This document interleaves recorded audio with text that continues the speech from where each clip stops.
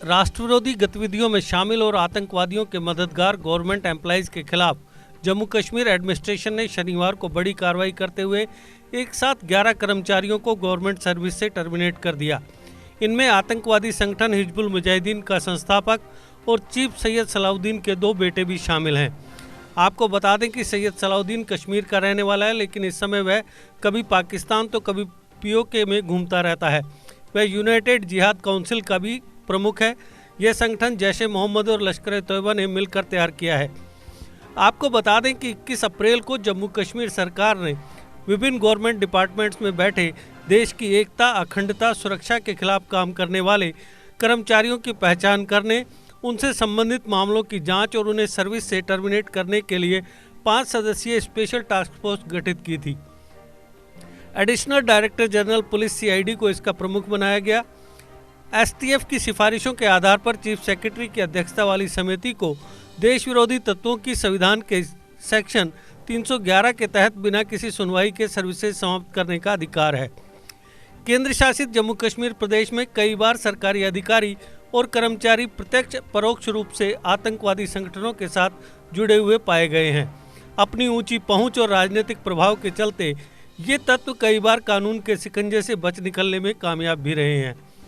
Jammu Kashmir police समेत विभिन्न central intelligence एजेंसियों ने भी कई बार अपनी रिपोर्ट में जम्मू कश्मीर सरकार के गवर्नमेंट डिपार्टमेंट्स में बैठे आतंकवादियों व अलगाववादियों के समर्थकों और साथियों के बैठे होने की जानकारी देते हुए उनके खिलाफ कार्रवाई पर बल दिया था।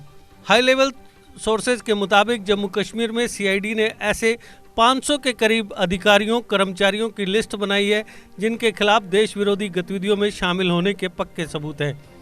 21 अप्रैल 2021 को एसटीएफ के गठन से पूर्व प्रदेश सरकार ने 30 जुलाई 2020 को इन तत्वों के खिलाफ कठोर कार्रवाई का संकेत देते हुए चीफ सेक्रेटरी की अध्यक्षता में समिति बनाई थी। इसके अलावा 2019 में केंद्र सरकार के निर्देशानुसार टेरर मॉनिटरिंग ग्रुप यानी टीएमजी का गठन किया गया था। टीएमजी को सरकारी तंत्र में बैठे आतंकवादियों व अलगाववादियों के समर्थकों, उनके लिए काम करने वाले तत्वों की गतिविधियों और पृष्ठभूमि का पूरा ब्यौरा जमा करने का जिम्मा सौंपा गया था। सूत्रों के मुताबिक जम्मू कश्मीर में प्रशासन से जुड़े मामलों की जांच के लिए बनाई समिति ने अपनी दूसरी बैठक में 3 और चौथी बैठक में 8 कर्मचारियों को बर्खास्त करने की सिफारिश की थी।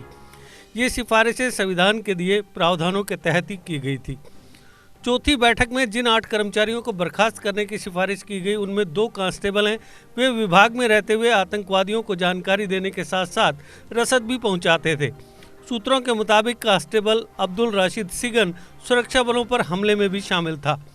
बर्खास्त किए गए 11 कर्मचारियों में से 4 एजुकेशन डिपार्टमेंट में, 2 जम्मू कश्मीर पुलिस में और agriculture, skill development, power department, health department और शेर Kashmir institute of medical sciences में एक कर्मचारी कार्यरत था।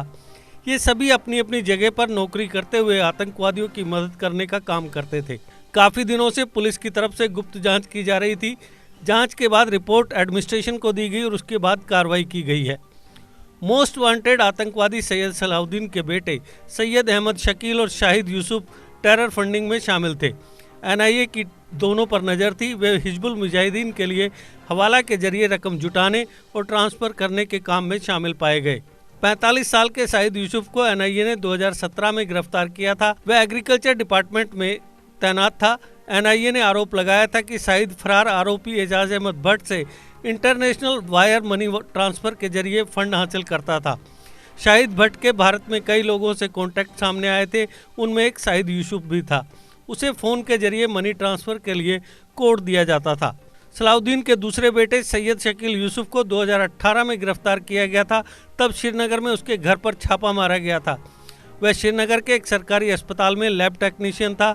उस पर 2011 के टेरर फंडिंग मामले में अपने पिता से पैसे लेने का आरोप है। एनआईए का दावा है कि पाकिस्तान से जम्मू कश्मीर पैसे ट्रांसफ़र किए गए। इस फंड का इस्तेमाल आतंकवाद और अलगाववादी गतिविधियों में किया गया। आतंकवाद से जुड़ा एक और सरकारी कर्मचारी नाज एम अलाई है। वह हेल्थ डिपार्टमेंट में अर्दली है। वह हिजबुल मुजाहिदीन का ओवरग्राउंड वर्कर है और आतंकवादी गतिविधियों में सीधे तौर पर शामिल रहा है। उसने अपने घर में 2 बड़े आतंकवादियों को पनाह भी दी थी। कमेटी की दूसरी बैठक में बर्खास्तगी की सिफारिश करने वाले 3 कर्मचारियों में कुपवाड़ा का एक अर्दली शामिल है। वह आतंकवादी संगठन लश्कर-ए-तोयबा का ओवरग्राउंड वर्कर था। वह आतंकवादियों को सुरक्षा बलों की आवाजाही की जानकारी देता था, साथ ही उन्हें पनाह भी दिया करता था।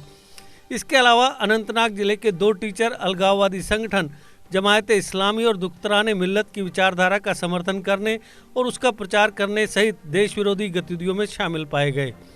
बिजली विभाग का एक इंस्पेक्टर शाहीन अहमद लोन हिजबुल मुजाहिदीन के लिए हथियारों की तस्करी और ट्रांसपोर्टेशन करता था। सूत्रों के मुताबिक वह पिछले साल जनवरी में श्रीनगर जम्मू हाईवे पर 2 आतंकवादियों के साथ हथियार, गोला बारूद और विस्फोटक ले जाने में शामिल था। एजुकेशन डिपार्टमेंट के कर्मचारी जब्बार अहमद पारे और निसार अहमद तांत्रे पाकिस्तान प्रायोजित अलगाववादी एजेंडे को आगे बढ़ाने में शामिल थे। दोनों जमायत-ए-इस्लामी से जुड़े हैं। देशद्रोह और आतंकवादी गतिविधियों में संलिप्तता के आधार पर सेवा मुक्त किए सरकारी कर्मियों में पुलिस कांस्टेबल अब्दुल रशीद सिगन भी है। फिलहाल जेल में बंद सिगन कोई मामूली आतंकवादी नहीं है। वह सही मायनों में पुलिस की वर्दी में छिपा खूंखार भेड़िया था। वह उमर मुख्तियार के कोड नाम से वारदातें करता था और फिर मीडिया कर्मियों को फ़ोन पर बताता था कि इसे कश्मीर इस्लामिक मूवमेंट ने अंजाम दिया है। वह किसी भी वारदात को करने के लिए अपने साथ एक पूर्व आतंकवादी लेकर जाता था। वह हिजबुल मुजाहिदीन के इशारे पर वारदातें करता था। 22 अगस्त 2012 को पकड़े जाने से पहले 18 माह के दौरान उसने श्रीनगर शहर में 13 सनसनीखेज आतंकवादी वारदातें की।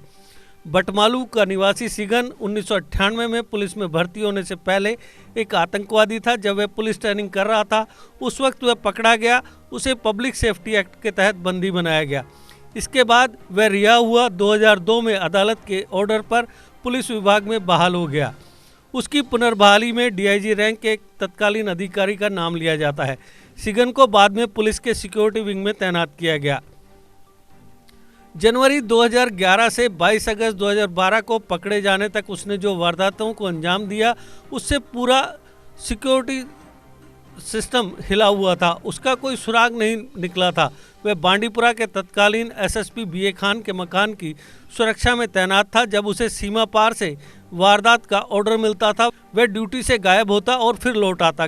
किसी को पता नहीं चलता था कि वह कब गया और कब आया। उसने 4 जनवरी 2011 को बटमालू एसएचओ नज़ीर अहमद पर जानलेवा हमला कर उन्हें जख्मी किया था। 29 जून 2011 को श्रीनगर में इंस्पेक्टर शबीर अहमद की हत्या की। 2 दिसंबर 2011 को श्रीनगर के सफा कदल में नेका के ब्लॉक प्रधान पर हमला कर उसे जख्मी किया। 11 दिसंबर 2011 को उसने तत्कालीन ग्रामीण विकास मंत्री और नेका के वरिष्ठ नेता अली मोहम्मद सागर पर नवाबाजार श्रीनगर में हमला किया था। इसमें एक पुलिस कांस्टेबल शहीद हुआ था।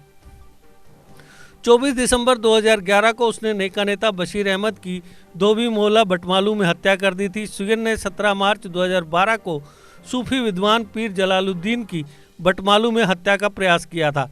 बागियारा श्रीनगर में पुलिस कांस्टेबल सुखपाल सिंह की 20 अप्रैल 2012 को हत्या की थी। इसी तरह वह बहुत सी आतंकवादी वारदातों में शामिल रहा था। वह सिर्फ उन्हीं पुलिसकर्मियों व अधिकारियों को निशाना बनाता था जो आतंकरोधी अभियानों में अग्रणी रहते थे। इसके अलावा वह इस्लाम की कट्टरपंथी विचारधारा के साथ सहमत न होने वाले इस्लामिक विद्वानों और मुख्यधारा की राजनीति से जुड़े लोगों को निशाना बनाता था।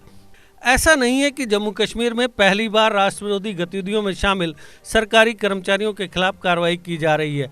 2016 के हिंसक प्रदर्शनों के दौरान तत्कालीन मुख्यमंत्री महबूबा मुफ्ती के नेतृत्व वाली जम्मू कश्मीर सरकार ने 12 सरकारी कर्मचारियों को राष्ट्र विरोधी गतिविधियों में शामिल होने के आधार पर बर्खास्त किया था। बाद में इनमें से अधिकांश अदालत के हस्तक्षेप पर पुनः बहाल हो गए थे।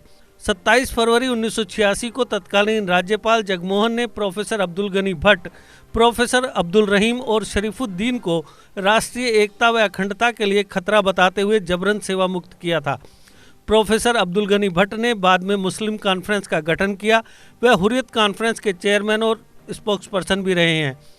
पीपुल्स डेमोक्रेटिक पार्टी के सीनियर लीडर और पूर्व एजुकेशन मिनिस्टर नईम अख्तर सियासत में आने से पहले नौकरशाही थे। जुलाई 1990 में नईम अख्तर समेत 5 अधिकारियों को तत्कालीन राज्यपाल जीसी सक्सेना ने राष्ट्रीय एकता व अखंडता के लिए खतरा बताते हुए बर्खास्त कर दिया था। उस वक्त स्वर्गीय चंद्रशेखर प्रधानमंत्री थे। इन 5 अधिकारियों की सेवाओं को राजनीतिक दबाव में बहाल किया गया था। 1995 में तत्कालीन राज्यपाल स्वर्गीय केवी कृष्णा राव ने 20 सरकारी कर्मचारियों व अधिकारियों को सेवा मुक्त किया था। इनमें से कुछ आतंकवादी संगठनों के कमांडर भी बताए जाते थे। कुछ माह बाद सरकार ने इन सभी की बर्खास्तगी को रद्द कर दिया था। आने वाले दिनों में राष्ट्र विरोधी गतिविधियों में शामिल कुछ और सरकारी अधिकारियों और कर्मचारियों के खिलाफ यूटी एडमिनिस्ट्रेशन द्वारा कार्रवाई की जा सकती है।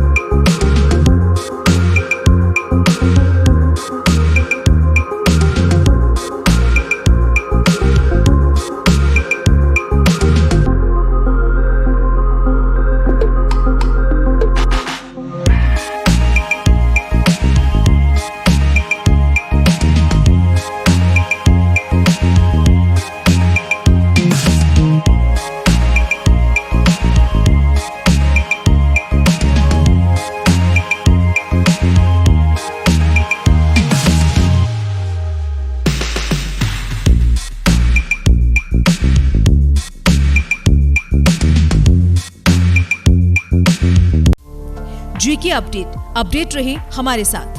अगर आप ये वीडियो YouTube पर देख रहे हैं तो हमारे YouTube चैनल को सब्सक्राइब करें और बेल आइकन को क्लिक करें। अगर आप ये वीडियो Facebook पर देख रहे हैं तो हमारा Facebook पेज लाइक जरूर करें। For advertisement please contact 705-109-1811।